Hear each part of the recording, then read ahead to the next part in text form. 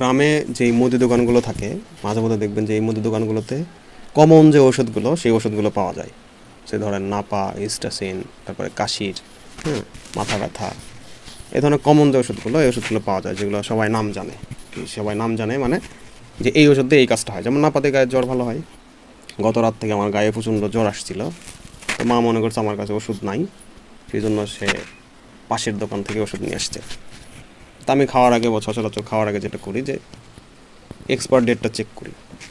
Same expire date check করতে লাগছে, দেখি ওটার মেয়াদ শেষ, 1 বছর আগে মেয়াদ শেষ। সে এক্সপায়ার ডেট ওষুধ ওরা বিক্রি করতেছে। তো গ্রামে যারা থাকেন, যারা এরকম বিপদে পড়ে ওষুধ কিনতে হয়, তারা আসলে সাবধানতা অবলম্বন করবেন, কারণ একটা ভালো করতে যায় দেখবেন যে আরও বিপদে পড়বেন। সেম আমার কাছে ওষুধগুলো আছে, মা জানে না যে আমার কাছে ওষুধ আছে। তো আমি দেখাই যে ওষুধ কীভাবে এক্সপায়ার ডেট ওষুধ কীভাবে চেক করতে হয়, কারণ অনেকেই জানে না যে এক্সপায়ার ডেট ওষুধ কীভাবে চেক করতে হয়, বোঝেই না সেটা। তো যারা জানেন না তাদের জন্যই বলতেছি, তারা আজকে দেখে নেন কীভাবে এক্সপায়ার ডেট ওষুধ চেক করবেন। ওই যে সে ধরেন এটার এক্সপায়ার ডেট কীভাবে বুঝবেন, দেখেন এই যে লেখা আছে নিচে, দেখেন 25 সাল পর্যন্ত মেয়াদ আছে। এটার এই যে ছোট্ট করে লেখা আছে সাইডে 10-25, মানে অক্টোবর 25 সাল পর্যন্ত এই ওষুধের মেয়াদ। ঠিক আছে। সেম আপনি যখন কাটা ওষুধগুলো কিনবেন, ধরেন যে এই কাটা ওষুধগুলো কিনবেন, তখন অবশ্যই এটার প্যাকেট দেখে এক্সপায়ার ডেট পার হয়ে গেছে কিনা সেটা দেখবেন অবশ্যই।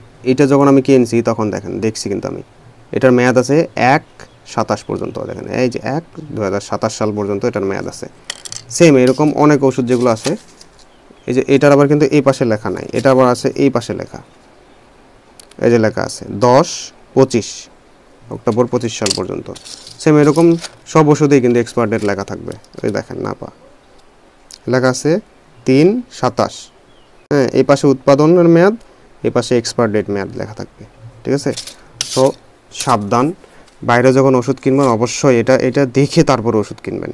কিছু কিছু ঔষধ বাসায় রাখা খুবই জরুরি, কারণ হঠাৎ করে অসুস্থ হয়ে পড়তে পারেন, আপনারও প্রয়োজন পড়বে, আপনার ফ্যামিলি মেম্বারদেরও প্রয়োজন পড়বে। সো যে ওষুধগুলো বাসায় রাখবেন তার একটা প্রপার বিস্তারিত ওষুধের লিস্ট ইউটিউব থেকে এই ভিডিও ডিসক্রিপশন বক্সে পাবেন, এবং ফেসবুক থেকে ভিডিওটি দেখলে কমেন্ট বক্সে পাবেন। সেই ওষুধের লিস্টগুলো আমাদের ব্লগ ওয়েবসাইট bongosaber.com এর লিস্ট আকারে দেওয়া থাকবে। লিঙ্কে প্রবেশ করা মাত্র এরকম ওষুধের নাম সহ লিস্ট চলে আসবে, এবং নিচে বিস্তারিত ওষুধের সব কিছু দেওয়া থাকবে, কোনটা কী কাজে ব্যবহার করা হবে, কোনটা কী কাজ, সব কিছু দেওয়া থাকবে।